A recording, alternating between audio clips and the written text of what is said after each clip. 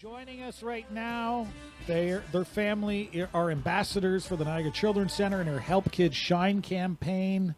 Kate, Wiley, how are you? Good, thanks. How are you, Tom? I am fantastic. Are you ready for the holiday weekend? Oh, yes, very much so. Ready for Okay, the extra day.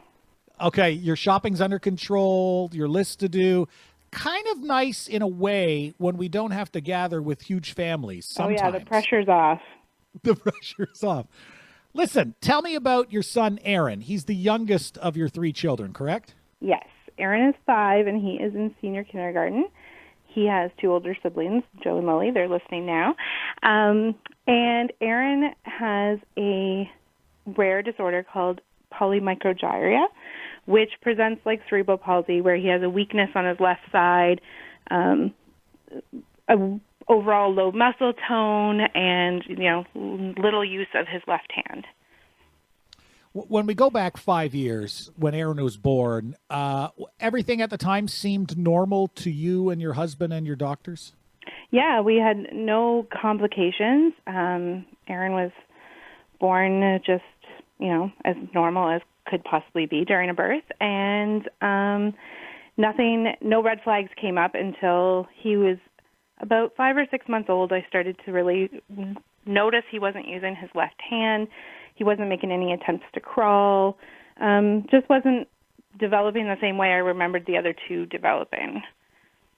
And I guess when you have a comparison within your own family, and I know children hit benchmarks at different times, but you knew as a mother, right? As a parent, you can tell, something is just not right here in terms of hitting his development benchmarks, right? Yeah, exactly. And my family doctor, who's amazing, was, trying to say to me the same thing, like, kids develop at different stages, they could just be that. And I just thought, like, no, my gut is saying this isn't right. And I had some previous work history with kids with developmental disabilities, and I just thought, this is not, like, my mother's instinct is on fire right now, and this isn't what I thought it was going to be. So I self-referred Aaron to the Niagara Children's Center to get him assessed while we were also going through referrals to McMaster and on wait lists after wait list after wait list with different specialists. So how old was Aaron when you received the diagnosis? He was about, I think about 14 or 15 months old when we got a diagnosis. And obviously, getting news like that is not a time for celebration, but at the same time, at least you started to know what was going on with your child. And there's always something about, okay, now we know what it is, let's begin to make it better. Yeah, I mean, I was glad to feel validated and know that I wasn't in my head going, crazy, for lack of a better word. But really, what made me feel better was when I went to the Children's Center the first time with Aaron, and even though he didn't have a diagnosis, they didn't care that he didn't have a diagnosis. They validated right away, you're right, like, there's something going on here. We trust your mother's instinct, and we don't care what the label is. We're going to help you. And so it already started to feel better before that. What services did he start to receive then? Like, we look back at, I mean, how old was he? 12, 13, 14, 15 months? Yeah, just over a year old. Okay. Right after his assessment, he started with a team of occupational therapy, speech therapy, and physiotherapy.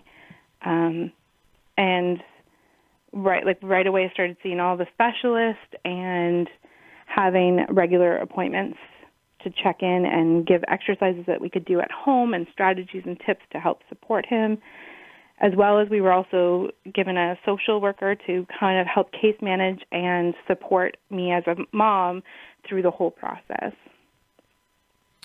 What has it been like over the last now 3.5 years or so, maybe even longer? I mean, if he's 5, so maybe it's about 4 years then. What has his development been like with the services provided by the Niagara Children's Center? You would never know that Aaron struggles as much as he does if you saw him running out on the lawn with his siblings or running around with his classmates in kindergarten. The he took his first steps at the children's center. He learned to ride a tricycle. He learned how to swim. The occupational therapy helped with his fine motor skills. He still has struggles with his left hand, but not nearly what they were before. And he runs around with and keeps up with his classmates perfectly, despite the fact that he's wearing braces on his legs. And you would never know how hard it has been for him, and because of the services we've received and the support they've given him. How often does he go? Well, since he started school, he doesn't go for the regular therapies anymore because he gets transferred to the in-school system. But we still go for clinics to see Dr. Stacy, the physiatrist, as well as, he goes in to get checked for the gait clinic to see how he's walking and what he needs for his braces, and they help write their prescriptions and stuff for that. So unfortunately, we don't get to go as often as I wish we could because I love it there, but we're there at least a couple of times a year still. Okay. And then before he was in the school system, were you going there once a week, twice a week, every day? How often would you have to go? It differed a bit depending on what his needs were at the time, but we were on average there multiple times a week. Between going to the swimming, going to the different recreation programs, and doing the therapies, we were there probably about 3 times a week. It was a big part of our lives every day. What would he be like going there or when he arrived there? Sometimes kids, for instance, if they're going to a lesson they don't want to go to, I don't want to go swimming. You can really tell by their body language. You can really tell by how they're reacting that they don't want to be here. What was it like for him to go, especially a place so often? Was he always enthusiastic to go? I mean, every kid has their days, but overall, he was enthusiastic to go. It felt to him and I like our second home, and this was our extended family. Like, this wasn't the same as going to a clinical appointment at the doctor's office or going to McMaster. Like, this was walking in, and it was all play-based, so it was fun for him. It was definitely challenging, and he would be exhausted after some of his appointments, but the therapist just made us smile and made him smile, and the connection he felt and I felt were tremendous. Like, it really felt like we were going to see family. That is awesome. Yeah. I've mentioned this before, and I always like to ask our ambassadors, did you have any experience or knowledge of the Niagara Children's Center before your child started to use its services? Because for many people, it's this innocuous building across from Brock, and really it doesn't really stand out, and this is just kind of just there by the side of the road. But what happens inside, once you get there and you go through it, it's ridiculous what happens there. But on the outside, right, it's just it's kind of part of the background in some ways. Yeah. My daughter had gone there for speech therapy, so I did know about it. Before her, though, I'd never heard of it. And when you say that story of people not knowing it's just this building across the street, it makes me think of a time when my good friend of mine said, if it weren't for you, I would never know about the Niagara Children's Center. And this was when we were still really in the thick of things and how difficult it was. And at the time, I answered her like, well, you're lucky. You don't have to know. And I thought, now looking back, no, I'm the lucky one that we got to experience it, and that we've been touched by them, and that so many other families get to be touched by their services. What would Aaron be like now, do you think, without the Niagara Children's Center? Could you imagine if your family didn't have the access to the services they provided? Tom, that's a hard question. You're going to make me cry. I don't know. I think our family as a whole would be very drastically different. My ability to be a mom would be different to my other children if I had to constantly be driving to Hamilton or Oakville or Toronto for those services.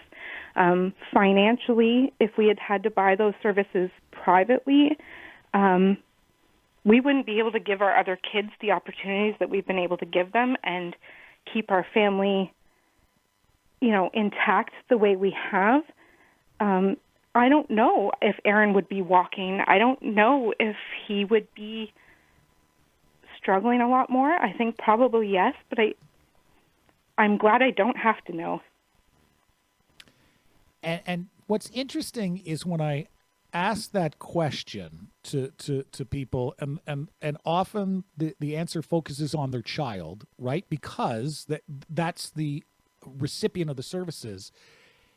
And you're the first person who's ever talked about what else it's done for their family. Like what else it does for like, you don't have to drive to Hamilton, or how much more time it provides you for your other siblings, or the fact that this isn't, you're paying out of pocket and the opportunities it provides for everyone else. And I think that often gets forgotten about. So thank you for reflecting on what it has meant, not only for Aaron, but your whole family, and how much of a difference it has made. Because, and that is the first time I've heard someone put it that way, for what it's meant for the entire family. Yeah, well, we've heard before that the Children's Center services, 5,800 kids per year, but I really think of it as that's 5,800 families. And the far reach of that, because then it impacts those families' classmates and their community members and their extended families and the grandparents. And it's not just 5,800 kids. It's thousands and thousands of other people as well. All right, let's turn it around, Kate. Let's end on a happy note. Have yourself a great Thanksgiving. Thank you. Thank you so much for joining me. That was terrific. I'm really glad you got to share the story of Aaron with the audience. All the best to you and your family. It sounds like you'll have a fun Thanksgiving weekend with 3 kids and your husband. Enjoy the weekend. Thank you, Tom, and thank you for your support with Help Kids Shine. You're welcome. Take care. Bye. 4:41 is our time. Is it dusty in here? What the heck? I think someone's cutting up.